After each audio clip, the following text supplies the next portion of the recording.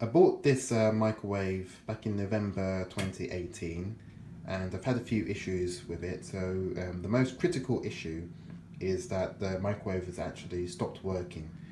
So you can actually see the plug is in the socket and it's on, but there is no power to the microwave, so nothing is coming on. Normally there's a blue LED light indicating the time for the microwave, and that is not working.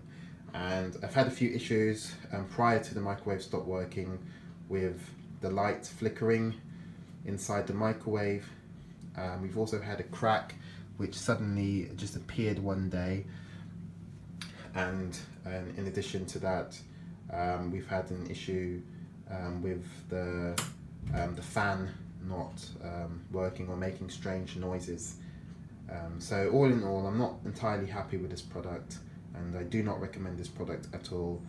If you are thinking about purchasing this product, then think again, because you will likely experience issues with this product, and it's just best to be avoided.